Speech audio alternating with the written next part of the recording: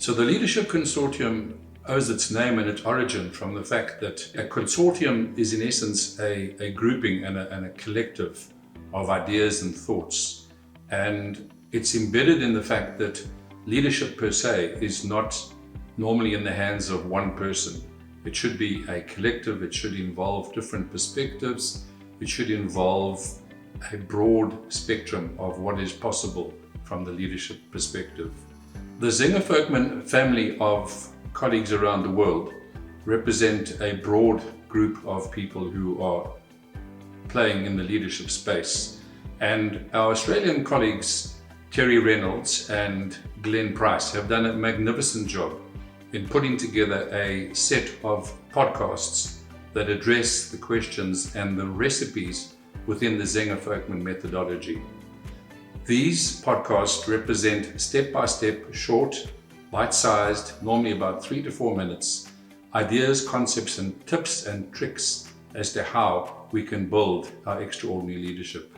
So our invitation is to enjoy these podcasts, squeeze as much value as you can out of them, and make it part of building your leadership stepway to extraordinary.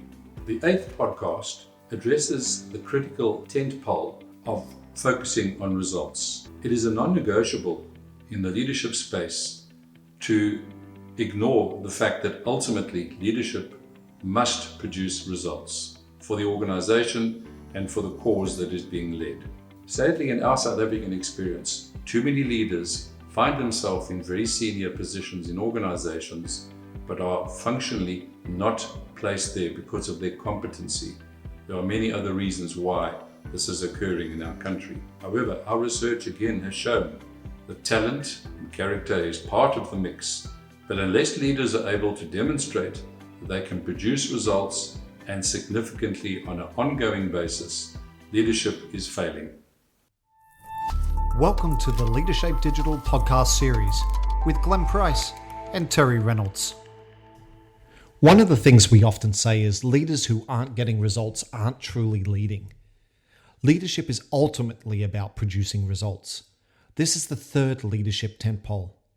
Leaders can have talent and character, but unless they produce sustained impressive results for their organization, they are simply not good leaders. One study of 1,000 managers showed that the best managers translate ideas into action. They push to take the next step forward by bringing energy, enthusiasm, and urgency to their role. They continually look for ways to improve. These leaders are in the driver's seat with a foot on the accelerator, pressed right down to the floorboard most of the time. How do leaders focus on results though? Well, from our research, extraordinary leaders do the following. Establish stretch goals for their people. Take personal responsibility for the outcomes of the group. They provide ongoing feedback and coaching to their people. They set lofty and high targets, big, hairy, audacious goals for the group to achieve. They personally sponsor an initiative or action. They initiate new programs, projects, processes, client relationships, or technology into their organizations. They focus on organizational goals and ensure that they are translated into actions by their department. They operate with speed and intensity. They accelerate the pace of the group. They champion the cause of the customer, making sure the customer experience is frictionless. They balance long-term and short-term objectives.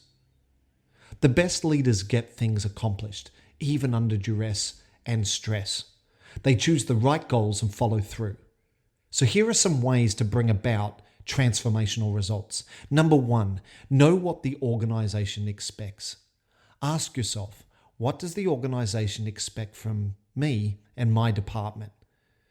The answers can be quite eye-opening. 2, stay focused on long-term results. We've all seen executives who can make earnings soar temporarily. Extraordinary leaders resist the urge to sacrifice long-term for short-term results. They keep the welfare of the organization ahead of their own personal agendas. And lastly, number 3, take action. Extraordinary leaders wake up in the morning with a plan and put it into effect. They don't always wait for permission before moving forward. Instead, they simply try new ways of doing things. And you can too.